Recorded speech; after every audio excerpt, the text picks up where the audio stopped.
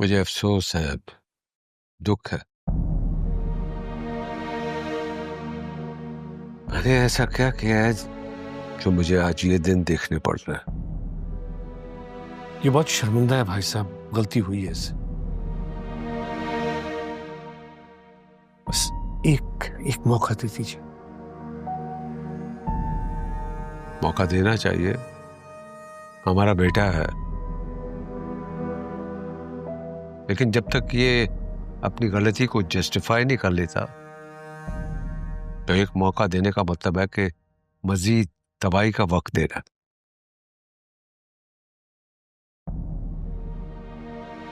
मैं सिर्फ ये चाहता था कि इस कंपनी में मेरा रोल बढ़े। डैड सुनते नहीं, और आपने कभी समझा नहीं। शायद इसलिए गलती हुई। मैं सोच रहा था कि सावियार ने ही कंपनी को संभालना है, एक ना एक दिन तो वो ठीक हो ही जाना है। तो जब तक बीमार है मुझे मौका मिलना चाहिए। देखो जुनैद, इज्जत और मौके कमाने पड़ते हैं, ये भीख पे नहीं मिलते। तुम ऐसा करो, कल से ऑफिस आना शुरू कर दे।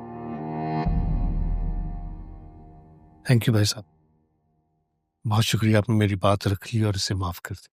देखो अकबर, रिश्ते कटते नहीं है, चिरते हैं। और चिर जाने का जख्म इतनी आसानी से नहीं जाता। सुन लिया तुमने? इस बात को अपने दिमाग में बिठा लो।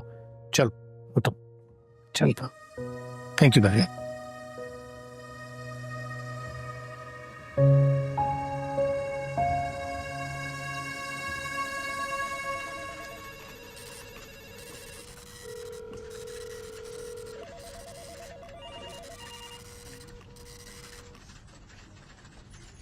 उन्होंने दिल से माफ नहीं किया। बेटा, उनकी जगह अगर मैं भी होता ना, तो इसी तरह चीटेड फील करता। कोई भी अपनों के दिए हुए धोखे को इतनी आसानी से नहीं बुला सकता। अपने अपने डैड, किस बात के अपने? कि हम छोटे रहे हमेशा और वो बड़े। क्या मांगा मैंने? सिर्फ एक मौका, दैट्स इट। मुझे एक बात बताएं, उन्होंने ज़ाफियार को जितने चांसेस दिए हैं माजी में, मुझे दे सकते थे। सिर्फ इसलिए कि वो पहले पैदा हुआ और उनकी औलाद है, बस। देखो बेटा, जरा वक्त गुजरने दो, इस मामले को मट्टी में दब जाने दो, फिर मैं और तुम अपनी जहानत से इस पूरे गेम को पलट देंगे। यही तो मसला है। यही सोच सोच के कि सब ठीक हो जाएगा, इसी उम्मीद ने हमें यहां तक पहुंचाया है डैड।